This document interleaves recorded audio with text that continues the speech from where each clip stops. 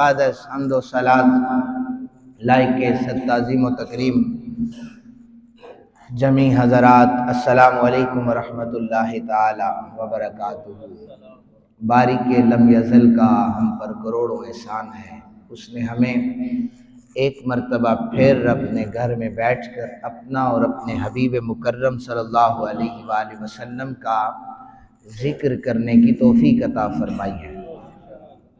دعا کریں آج کے عنوان کے حوالے سے میں یہاں پر جو کچھ بھی بیان کروں، خالق لم یزل مجھے حق اور سچ بیان کرنے، پھر ہم سب کو تمام باتوں پر عمل کرنے کی توفیق عطا فرمائے۔ گفتگو کا عنوان رسالت مآب صلی اللہ علیہ وآلہ وسلم کا مبارک اسوہ ہے، مبارک طریقہ ہے، مبارک سنت ہے۔ زندگی کے ہر شعبے میں نبی پاک صلی اللہ علیہ وآلہ وسلم نے پہلے خود وہ کام کیا اور اس کے بعد صحابہ کرام کو اس پر حکم جاری فرمایا یا متنبع فرمایا، تو پھر صحابہ کرام بھی رستہ محمد مصطفیٰ کریم صلی اللہ علیہ وآلہ وسلم پر چلا کرتے تھے۔ آقا کریم صلی اللہ علیہ وآلہ وسلم کے سب سے قریب چونکہ صحابہ کرام کی بڑی تعداد تھی، اور صحابہ کرام شب و روز سرکار دو عالم صلی اللہ علیہ وآلہ وسلم کی مبارک زندگی کے مبارک لمحات کو دیکھا کرتے تھے اور آقا کریم صلی اللہ علیہ وسلم کی سیرت پر عمل کرتے رہتے۔ اللہ تعالیٰ نے انہیں کامیابیاں عطا فرما دی۔ ایک مثال حدیث پاک سے دے رہا ہوں کہ غزوہ خندق کے موقع پر جب صحابہ کرام بھوک کی شدت میں مبتلا ہو چکے تھے تو میرے آقا کریم صلی اللہ علیہ وآلہ وسلم کے پاس چلے گئے، عرض کرنے لگے آقا بھوک کی شدت بہت زیادہ ہے اور ہم نے صبح سے کچھ کھایا نہیں ہے، کام بھی بہت زیادہ مشکل ہے، تو آقا ہمیں بھوک بہت زیادہ لگی ہے اور اس بھوک کی وجہ سے ہم نے اپنے پیٹ پر پتھر باندھا ہوا ہے۔ یہ صحابہ کرام نے جا کر اپنا ایک طرز بتایا، بھوک کی شکایت کی کہ ہمارے پیٹ پر ایک پتھر بندھا ہوا ہے، بھوک زیادہ ہے۔ میرے اور آپ کے آقا جناب محمد رسول اللہ صلی اللہ علیہ وآلہ وسلم نے اپنے پیٹ سے اپنی قمیض مبارک کو اٹھایا، فرمایا صحابہ تم ایک پتھر باندھ کے بیٹھے ہو، میں محمد عربی 2 پتھر باندھ کر بیٹھا ہوا۔ یعنی خود فرمایا کہ تم سے پہلے میں اس پر عمل کر رہا ہوں، میں بھی تمہارے ساتھ بھوکا ہوں، میں نے بھی کچھ نہیں کھایا۔ تو جب لیڈر ایسا ہو نا کہ عوام کے ساتھ خود چلے اور عوام کی مشکلات کو اپنی مشکلات سمجھے تو وہ قومیں ترقی کر جایا کرتی ہیں۔ لیکن جب لیڈر نرم و گداز بستروں میں بیٹھ کر صرف آرڈر جاری کرے تو لوگوں سنو پھر قومیں تباہ ہو جایا کرتی ہیں۔ عوام جب سڑکوں پہ ہو اور لیڈر بند کمروں میں ایئر کنڈیشن کنٹینر میں بیٹھ کر یا کسی اور مقام پر بیٹھ کر احکامات جاری کرتا رہے تو سنو اس وقت بھی قومیں تباہ ہو جایا کرتی ہیں۔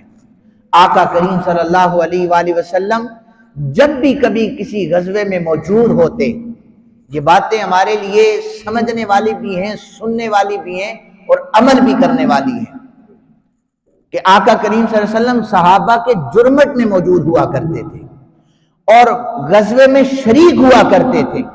یہ تو صحابہ کرام کی جانساریاں تھی کہ وہ ہر آنے والے تیر کو اپنے سینے پر کھایا کرتے تھے۔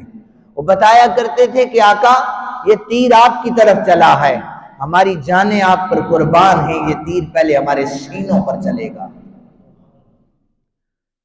تو صحابہ کرام نے آقا کریم صلی اللہ علیہ وآلہ وسلم کے اسوے کو سب سے زیادہ عمل کیا، پھر انہوں نے آگے لوگوں تک پہنچایا۔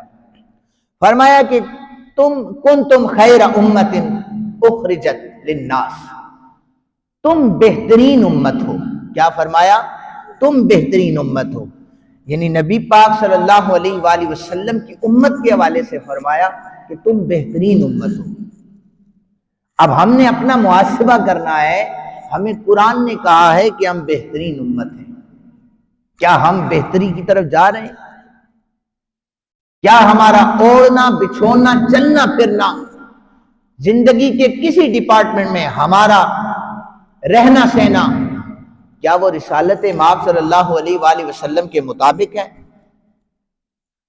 قرآن نے تو واضح طور پر یہ فرمایا کہ تم بہترین امت ہو. اور اس کی تشریح میں چلا جاتا ہوں کہ ایک مقام پر فرمایا کہ بنی اسرائیل جو ہیں یہ بہترین امت تھی. بنی اسرائیل کی جو امتیں تھیں یہ زیادہ افضل تھی. لیکن سرکار دو عالم صلی اللہ علیہ وآلہ وسلم کے صحابہ نے اس کی تشریح کرتے ہوئے فرمایا کہ جب بنی اسرائیل اور آقا کریم سے پہلے کی امتیں تھیں ان کی بات آئی تو فرمایا نبی پاک صلی اللہ علیہ وسلم سے پہلے حضرت عیسیٰ علیہ السلام تک جتنی امتیں آئی ان میں بنی اسرائیل کی امت سب سے افضل تھی. لیکن جب باری آئی میرے آقا کریم صلی اللہ علیہ وآلہ وسلم کی فرمایا ساری امتیں پیچھے چلی جائیں، میرے نبی کی امت کو سب سے افضل قرار دیا جا رہا ہے. اور میں درس حدیث میں ایک پھر ضمناً حدیث پاک آ گئی ہے بیان کرتا چلوں کہ جناب حضرت ابو ہریرہ کہتے ہیں کہ جناب حضرت نوح علیہ السلام کو بلایا جائے گا. پوچھا جائے گا اے نوح آپ نے 950 سال ابلاغ دین کیا ہے، دین کی تبلیغ کرتے رہے، تو اے نوح آپ نے میرے پیغام کو لوگوں تک پہنچایا تھا؟ حضرت نوح علیہ السلام عرض کریں گے جی مالک میں نے آپ کے پیغام کو اپنی امت تک پہنچایا تھا. باری کے لم یزل فرمائے گا ٹھیک ہے آپ کی امت سے پوچھ لیتے ہیں. امت بتائے گی نا کہ آپ کا نبی آیا تھا اور پیغام لے کے آیا تھا. اب امت سے پوچھا جائے گا کہ نوح میرا نبی تمہارے پاس آیا تھا، کیا میرا پیغام پہنچایا؟ حضرت نوح علیہ السلام کی امت کہے گی کہ ہمارے پاس کوئی نبی نہیں آیا، ہمارے پاس کسی نے کوئی پیغام نہیں پہنچایا. بارگاہ رب ذوالجلال میں کھڑے کھڑے وہ اپنے نبی کا انکار کر دیں گے. وحدہ لا شریک لم یزل پھر حضرت نوح کو بلائے گا اے میرے نوح تیرے پاس کوئی اور گواہ ہے؟ کوئی گواہ ہو تو بتاؤ تاکہ پتہ تو چلے کہ تو نے میرے دین کی تبلیغ کتنی کی ہے. لوگوں اپنی یہ جو امت آپ تشریف فرما ہے جتنے لوگ ہیں ناز کریں اور اللہ کا شکر ادا کریں کہ اللہ نے آپ کو بہترین امت بنایا ہے. حضرت نوح علیہ السلام کو نہ ہم نے دیکھا ہے نہ ہی ان کی تبلیغ کو دیکھا ہے، نہ ہی ان کی امت سے ہمارا کوئی تعلق رہا. حضرت نوح علیہ السلام فرمائیں گے ہاں اے باری کے لم یزل میرے پاس گواہ موجود ہیں. اے نوح آپ کی امت نے تو انکار کر دیا ہے، گواہی کہاں سے لائیں گے؟ عرض کریں گے مالک یہ تو تیرا آخری نبی آیا تھا نا جس کا نام محمد الرسول اللہ ہے، یہ میرا گواہ ہے اور اس کی ساری امت میری گواہی دے. امت محمدیہ کو بلایا جائے گا اے امت محمدیہ تم یہ بتاؤ کہ کیا میرے نوح نے دین کی تبلیغ کی تھی؟ تو امت محمدیہ یک زبان ہو کر یہ کہیں گے ہاں مالک لم یزل تیرے نوح نے ابلاغ دین کیا تھا. کیسے پتا چلا؟ تمہیں کیسے پتا چلا؟ تم نے تو نوح کو دیکھا نہیں تھا، تم نے تو نوح کی امت کو دیکھا نہیں تھا، 1000 سالوں کے بعد تم آئے تھے، کیسے اندازہ لگا لیا؟ یہ امت کہے گی ہمارے نبی نے بتایا ہے کہ نوح آیا تھا، نوح نے تبلیغ کی تھی.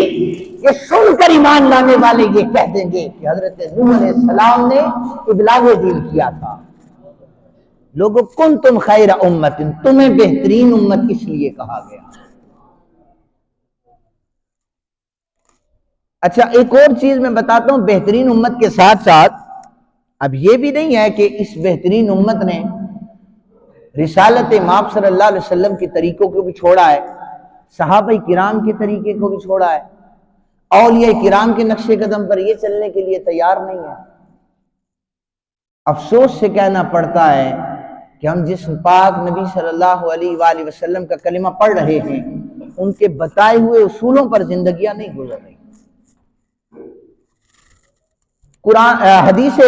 احادیث کا جو ذخیرہ ہے جتنا بھی، اس میں 30 مقامات ایسے ہیں، 30 جن پر فلیس منا کے الفاظ ہیں۔ جیسے ایک حدیث سنا دیتا ہوں، فمن رغب عن سنتی فلیس منی، یا فلیس منا کے الفاظ ہیں۔ اس کا مطلب ہے کہ ہم میں سے نہیں ہے۔ کتنے مقامات ہیں؟ 30 مقامات ہیں۔ 30 مقامات پر یہ فرمایا کہ لیس منا، لیس منی، وہ ہم میں سے نہیں ہے۔ 30 مقامات پر فرمایا۔ اس سے یہ مراد نہیں ہے کہ جو ان اصولوں کو سامنے رکھتے ہوئے عمل نہیں کرتا تو وہ لہذا مسلمان نہیں، کافر ہو جائے گا، یہ مراد نہیں۔ ابن حجر اسقلانی رحمۃ اللہ تعالی علیہ نے لکھا ہے، اس سے مراد یہ ہے کہ جو لیس منا کے الفاظ آئے کہ مثال کے طور فرمایا فمن رغب عن سنتی فلیس منی، کہ جس نے میری سنت سے انحراف کیا تو وہ ہم میں سے نہیں ہے۔ تو اب اس کا یہ مطلب نہیں کہ جو سنت رسول چھوڑے گا وہ کافر ہو جائے گا، نہیں۔ اس سے مراد یہ ہے کہ وہ مجھ محمد عربی کے رستے پر پورا نہیں چل رہا، وہ دین کے رستے پر پورا نہیں چل رہا۔ یہ 30 مقامات ایسے ہیں۔ ان میں سے اگر میں ہر مقام پر گفتگو کروں تو ہمارے پاس وقت نہیں ہے۔ ایک جگہ پر فرمایا کہ لیس منا من لم یتغن بالقرآن، کہ جو قرآن پاک کو خوبصورت انداز میں نہیں نہ پڑھتا وہ بھی ہم میں سے نہیں۔ اب اس پر چونکہ درس حدیث پر ٹائم کم ہوتا ہے، اس حدیث پاک کی تشریح کر رہا ہوں کہ اب اللہ نے آواز تو کم لوگوں کو دی ہے، بہت کم لوگوں کے پاس آواز کا جادو ہے، لیکن اب ہر بندہ یہ سوچے کہ ہم تو خوبصورت نہیں پڑھ سکتے تو ہمارے بارے میں یہ ہے کہ ہم ان میں سے نہیں ہیں۔ فرمایا ایسا نہیں ہے۔ نبی پاک صلی اللہ علیہ وسلم جب قرآن کی تلاوت فرمایا کرتے تو ٹھہر ٹھہر کر قرآن کی تلاوت کیا کرتے، رک رک کر قرآن کی تلاوت کیا کرتے۔ صحابہ کہتے ہیں کملی والے آقا کریم جب تلاوت فرمایا کرتے ہم لفظوں کو گن بھی سکتے تھے کہ کتنے لفظ پڑھے، تعداد بھی صحابہ کو پتا ہوتی ہے۔ تعداد بڑی مشکل ہے۔ میں آپ سے کہوں الحمدللہ رب العالمین، رک کر بھی کہتا ہوں الحمدللہ رب العالمین، آپ ایک دفعہ سوچیں گے کتنے الفاظ کہہ گیا ہے۔ صحابہ کہتے ہیں نبی پاک صلی اللہ علیہ وسلم مسجد نبوی شریف کے منبر پر یا پہاڑوں کے ظلمت میں بیٹھ کر جب قرآن کو تلاوت فرمایا کرتے تھے، لوگوں آقا کریم کا تلاوت کرنا ایسا ہوتا تھا، صحابہ کہتے ہیں مانا تو دور کی بات ہے ہم شمار کر لیتے تھے حضور نے کتنے الفاظ پڑھے۔ یہ صحابہ کے قرآن سننے کا انداز تھا۔ تو فرمایا کہ خوبصورتی یہ ہے کہ قرآن کو اچھے طریقے سے پڑھو، قرآن کو ٹھہر ٹھہر کے پڑھو، تجوید کے ساتھ قرآن کو پڑھو۔ تو میرا ایک گلہ تو بنتا ہے کہ مجھے یہ بتائیں کتنے لوگ ہیں جو قرآن کو ٹھہر کر پڑھ رہے ہیں، قرآن کو سمجھ کر پڑھ رہے ہیں۔ ہمیں تو صحیح طریقے سے پروناؤنس کرنا نہیں آتا لفظ، کہ لفظ کیسے ادا کیا جاتا ہے، کون سا لفظ، اس کا مخرج کیا ہے، وہ کس طرح ادا ہوتا ہے، کس جگہ پر الفاظ کو لمبا کرنا ہے، کس جگہ پر اسے چھوٹا کر کے پڑھنا ہے، کس جگہ پر اسے پر کر کے پڑھنا ہے۔ جب کسی بندے کو یہی نہیں پتا تو وہ رک رک کر کیسے پڑھے گا، پھر وہ ٹھہر ٹھہر کر کیسے پڑھے گا۔ تو لوگوں قرآن چیز ایسی ہے، کلام ایسی ہے کہ اس سے وابستہ ہو جاؤ، بے شک زندگیاں گزر جائیں، کوئی 80 سال کا ہے یا 60 برس کا ہے، کوئی ابھی جوان ہے یا بچہ ہے، شرم کو سائڈ پہ رکھ کر قرآن کو سیکھنا شروع کر دو۔ رب کعبہ کی قسم ہے حشر کا میدان ہوگا، نفسا نفسی کا عالم ہوگا، میرے اور آپ کے آقا کریم صلی اللہ علیہ وآلہ وسلم نے فرمایا جن جن صورتوں کی تم تلاوت شب و روز کرتے ہو یہ بارگاہ خداوندی میں کھڑی ہو جائیں گی. مالک یہ ہمیں پڑھا کرتا تھا, اس وقت تک تجھ سے بحث جاری رہے گی جب تک انہیں جنت عطا نہیں فرما دیتا. ہم پیچھے نہیں ہٹیں گی. مالک یہ صبح کو اٹھ کر ہماری تلاوت کیا کرتا تھا, مالک یہ سونے سے پہلے مجھے تلاوت کیا کرتا تھا, یہ رک کر بھی پڑھا کرتا تھا, یہ ٹھہر کر بھی پڑھا کرتا تھا, اسے قرآن پڑھنا بھی آتا تھا, سمجھنا بھی آتا تھا, یہ قرآن کی ساری احکامات کو پورا بھی کرتا تھا. میں نے کہا تھا نا کہ تراویح میں ہم اندازے لگاتے ہیں 25 دن جب تک ختم القرآن نہیں ہو جاتا. آج کتنی دیر, کل کتنی دیر لگی تھی, سوا سپارہ پڑھا تھا تو کتنی دیر تھی, اور آدھا پڑھا ہے تو کتنی دیر ہے. یہ ہمارا حال ہے. یہ امت محمدیہ جسے قرآن کہتا ہے بہترین امت ہو, وہ اپنے وقت کو کاؤنٹ کر رہی ہے کہ کتنا وقت گزار بیٹھے ہیں اللہ کے گھر میں. ہر دنیا کے ہر کام کے لیے ہمارے پاس وقت ہے. اگر وقت نہیں ہے, نہ اللہ کے گھر کے لیے وقت ہے, نہ قرآن پڑھنے کے لیے وقت ہے. فرمایا وہ ہم میں سے نہیں ہے جو اچھے انداز میں قرآن نہیں پڑھتا. اچھا پھر آگے چلیں, میں پھر اس حدیث پاک کو مزید بیان کروں. ایک جگہ پر فرمایا قال رسول اللہ صلی اللہ علیہ وآلہ وسلم لیس منا من غش او کما قال علیہ السلام, جو دھوکہ دیتا ہے نا وہ بھی ہم میں سے نہیں ہے. کیا کرتا ہے؟ بولیں اونچی آواز سے. دھوکہ دیتا ہے وہ ہم میں سے.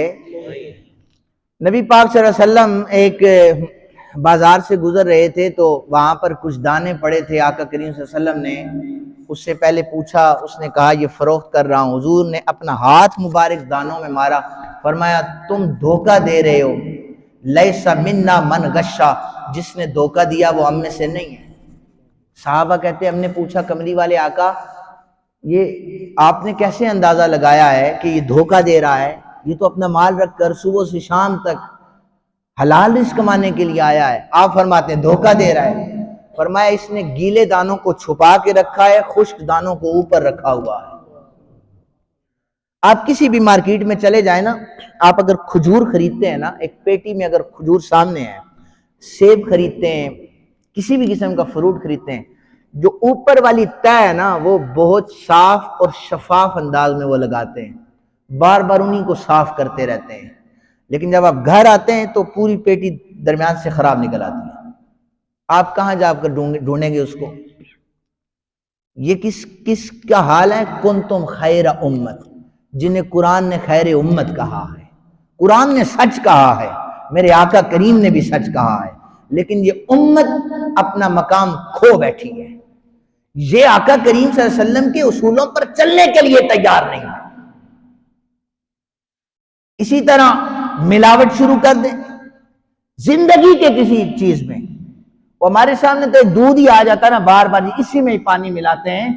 آپ جتنے مسالہ جات استعمال کرتے ہیں یا اور بھی جتنی زندگی میں کھانے والی جتنی بھی چیزیں آپ استعمال کرتے ہیں, سب میں ملاوٹ ہو رہی ہے. اللہ کے گھر میں آ کر 2 سجدے دے کر یہ کہہ لینا کہ مجھ سے بڑا کوئی مسلمان اور نمازی نہیں ہے, تو یہ جو دھوکہ دے رہے ہو, حضور نے فرمایا یہ میرے دین پر بھی نہیں ہے, میرے رستے پر بھی نہیں ہے. یہ کوئی تھوڑی بات ہے حضور فرمائے میرے رستے پر نہیں ہے, یہ کوئی تھوڑی بات ہے حضور فرمائے اس کا دین مکمل نہیں ہے. موت کا فرشتہ آتے ہوئے ہرگز یہ نہیں کہتا کہ میں آ رہا ہوں اور تیاری کر لو, کبھی بھی یہ نہیں کہتا. وہ بغیر بتائے آ جاتا ہے, تمہیں توبہ کا موقع بھی نہیں ملے گا. میں پرسوں ایک روایت پڑھ رہا تھا کہ پوچھا گیا کہ قبر میں جو لوگ آرام کر رہے ہیں, لیٹے ہوئے ہیں, ان کی خواہش کیا ہے؟ اس نے سوال جس نے کیا اسے جواب یہ ملا کہ قبر میں لیٹے ہوئے لوگوں کی خواہش یہ ہے کہ دوبارہ زندگی ملے تو توبہ کر لیں. اچھا یہ خواہش ہے, انہیں زندگی ملے تو یہ توبہ کریں. فرمایا تم زندہ ہو, تم توبہ کر لو. یہ مر چکے ہیں, ان کا دروازہ بند ہو چکا ہے توبہ کا. زندہ لوگ توبہ کر لیں. زندوں کو چاہیے مرنے سے پہلے توبہ کر لیں. باقی اصالہ ثواب بعد میں ہوتا رہے گا, لیکن جس قبر جس اندھیری کوٹھری میں جا رہے ہو، لوگوں وہاں پر اندھیرا ہے، اس کے لیے تیاری کر کے جانا، نور لے کر جانا۔ ہم نے نا مکمل دین کسے سمجھا ہوا ہے؟ 5 وقت کی نماز، زندگی میں 1 دفعہ حج، 1 مہینے کے روزے، سال بعد زکوٰۃ۔ کیا یہ دین ہے؟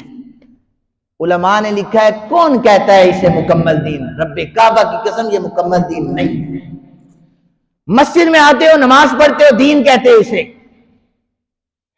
حجویری مسجد والوں، یہ مسجد میں آ کر 5 وقت اللہ کے حضور جھک جانا، یہ مکمل دین نہیں ہے، یہ دین کی ٹریننگ ہو رہی ہے۔ پتہ ہے دین کب شروع ہوتا ہے؟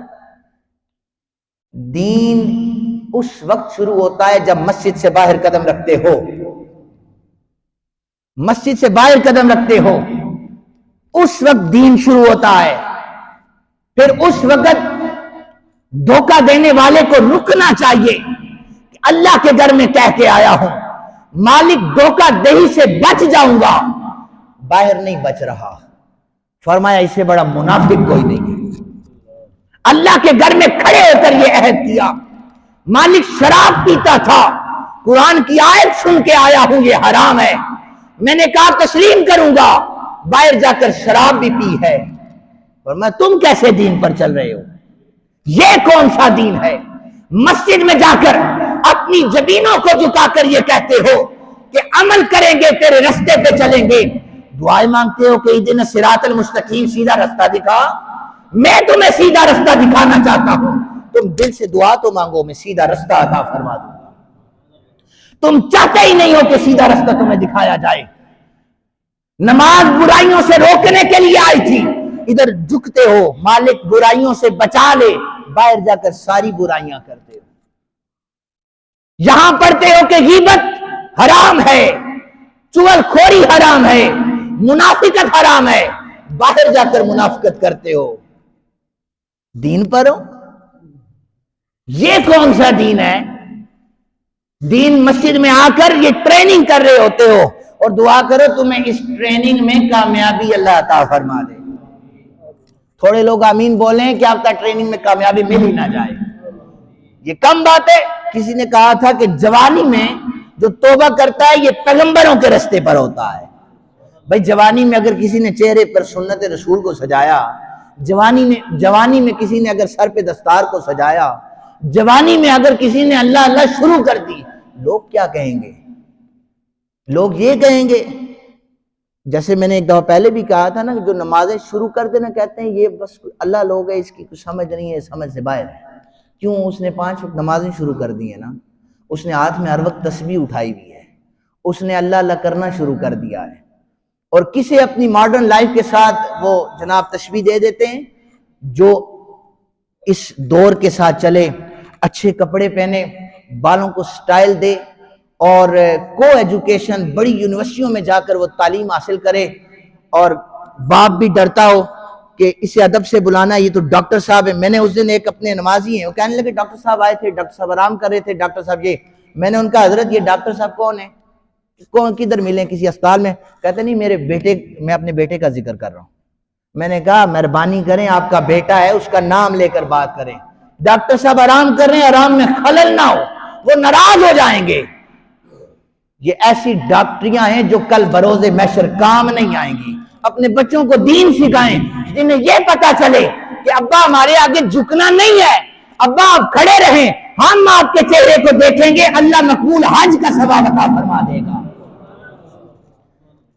یہ فزکس سکھاتی ہے، یہ کیمسٹری سکھاتی ہے، یا کسی اور مضمون میں بتایا جاتا ہے کہ باپ کے چہرے کو دیکھے گا اسے مقبول حج کا ثواب ملے گا؟ نہیں میرے بھائیوں، یہ قرآن سکھاتا ہے، یہ نبی پاک صلی اللہ علیہ وسلم کا فرمان سکھاتا ہے۔ میں تو خوش ہوتا ہوں جن چہروں کو دیکھتا ہوں کہ وہ اپنے والدین کا عزت اور احترام کر رہے ہوتے ہیں، لیکن والدین کو بھی چاہیے کہ وہ اپنی اولاد پر نظر ضرور رکھیں۔ میں وہ باتیں کرتا ہوں نا جو ہمارے معاشرے میں چل رہی ہوتی ہیں، اور میں اکثر کہتا ہوں اگر ان میں کسی چیز پر پہلے تو مجھے اللہ عمل کی توفیق دے، پھر ہم سب کو عمل کی توفیق دے۔ اور اگر غلط ہوں تو آپ بتا سکتے ہیں مجھے۔ مسجد کتنی عظیم ترین جگہ ہے یہ، اس پر اگر کوئی ناراض ہونا چاہتا ہے نا مجھے کہے کہ شاہ صاحب ہم آپ سے ناراض ہیں، آپ نے بہت غلط کہا ہے۔ منبر رسول کا تقاضا یہ ہے، یہاں سے سچ بولا جاتا ہے۔ کوئی ناراض ہوتا ہے تو بے شک ناراض ہو جائے، ایک مرتبہ نہیں 1000 مرتبہ ناراض ہو جائے۔ مسجد کی اوٹ میں بیٹھ کر نا چرس پی جاتی ہے۔ ایک دو دفعہ میں نے سوچا انہیں منع کر، کہتے چھوڑو جی نہ رولیں تسی نہ پیو، پین دیو انہوں۔ خیر اب یہ ایک بیماری ہے، اچھے اچھے گھرانوں کے لڑکے یہاں پر آ کر رات کو چرس پیتے ہیں۔ انہیں پتہ نہیں کتنا سکون آتا ہے کہ گندے نالے میں جہاں سے گٹر کا پانی گزر رہا ہوتا ہے اس میں بیٹھ کر وہ چرس پی رہے ہوتے ہیں، اس لیے کہ مسجد کے اوٹ میں بیٹھے ہیں، کوئی دیکھے گا نہیں۔ واہ یار، اللہ کا گھر تو نماز کے لیے بنا تھا، تم نے اسے چرس پینے کا اڈا بنا دیا۔ یہ ساری جو اوٹ ہے یہاں پر بیٹھا جاتا ہے۔ اور ایک دفعہ ایک بندے کو بلا کر سمجھایا تو وہ ہمیں ایسی تبلیغ کر رہا تھا کہ میں تو سب کو منع کرتا ہوں چرس نہ پیو۔ میں نے کہا چپ کریں، آپ زیادہ مبلغ نہ بنیں، آپ کا نام سر فہرست ہے چرس پینے والوں میں۔ اور 4 بندوں نے اور گواہی دی کہ یہ بھی چاہیے، تو سب سے بڑا چرسی یہی ہے۔ میں اس لیے آپ لوگوں سے ریکویسٹ یہ کرتا ہوں کہ دیکھیں آپ نے اچھی زندگیاں گزاری ہیں، آپ لوگ مسجد میں آتے ہیں اپنی جبینوں کو جھکاتے ہیں، آپ کے ہاتھ میں تسبیح بھی ہوتی ہے اور آپ نمازی ہیں، اچھے گھرانوں سے تعلق ہے آپ کا۔ عشاء کے بعد اپنے بچوں پر نظر رکھیں، پتر جی کدھر جا رہے ہو، کدھر سے آ رہے ہو، یہ سوالات آپ کر سکتے ہیں۔ لیکن کاش دین پڑھایا ہوتا تو کوئی ڈرنے کی ضرورت ہی نہیں تھی۔ آپ کیسے پوچھ سکتے ہیں؟ کو ایجوکیشن پڑھنے والے سے آپ پوچھیں نا کدھر سے آ رہے ہو، وہ آپ کو منہ پر چڑھ کے جواب دے گا۔ ہم تو گروپ اسٹڈی کرتے ہیں اس لیے ہم وہاں سے آ رہے ہیں۔ یہ اسی عرصے میں یہاں سے باہر نکلا، 11 سے بعد کا وقت تھا، تو مجھے کسی نے بتایا آ کر کے آپ جانتے ہیں یہ بندہ کون ہے؟ میں نے کہا جی میں تو نہیں جانتا۔ کہتے یہ ابھی چرس پینے کے لیے جا رہا ہے۔ کون ہے؟ میں نام نہیں لیتا۔ اس نے جو نام لیا نا تو میں ہل کر رہ گیا، اتنا بڑا بندہ ہے وہ، اور اس کی اتنی عزت ہے، ہر بندہ اسے جانتا ہے، معتبر سمجھتا ہے۔ کہتے ہیں اس کا چھوٹا بیٹا چرس پینے جا رہا ہے اور اسے خبر ہی نہیں ہے، اسے خبر ہی نہیں ہے کہ میرا بیٹا کس طرف جا رہا ہے۔ لوگوں یہ برائیاں اس وقت جنم لیتی ہیں جب اپنے بچوں کو سر اور صاحب کہہ کر بلایا جائے، بیٹے کو بیٹا کہہ کر بلائے۔ اور حضرت فاروق اعظم رضی اللہ تعالیٰ عنہ نے فرمایا تھا گھر میں درہ لٹکا دیا جائے اور روز صبح اٹھ کر اسے ہلایا جائے تاکہ بیٹا بھی دیکھے کہ ابا جی نے درہ رکھا ہوا ہے، یہ کسی وقت بھی ہمیں پڑھ سکتا ہے۔ حضرت عمر بن خطاب سے بڑا جلالی کوئی صحابی نہیں تھا، ان سے بڑا کوئی مفتی نہیں تھا۔ شکایت لگی کہ آپ کے بیٹے نے شراب پی ہے، فرمایا درے مارے جائیں میرے بیٹے کو، اور اتنے درے مارے کہ 80 دروں پر بیٹا مر گیا، دنیا سے چلا گیا۔ لوگ پریشان تھے، امیر المومنین رو رہے تھے کہ میرے بیٹے نے جرم کیا ہے، میرے بیٹے نے گناہ کیا ہے۔ 80 درے پڑ چکے تھے، بیٹے کا انتقال ہو گیا، فرمایا تدفین کرو۔ تکفین ہوئی، تدفین کی، تدفین کے بعد 20 جو درے رہ گئے تھے نا قبر پر برسائے، فرمایا معافی نہیں ملے گی کسی صورت۔ یہ تھا دین ہمارے رسول صلی اللہ علیہ وسلم نے بتایا، یہ دین تھا جو صحابہ نے بتایا تھا۔ لوگوں کیا اس دین پر چل رہے ہو؟ کیا کنتم خیر امت اخرجت للناس اس کا مصداق بن رہے ہو؟ اگر نہیں تو اپنے آپ پر سوچیں، اور میں غلط ہوں تو مجھے بھی روکیں۔ وما علینا الا البلاغ المبین۔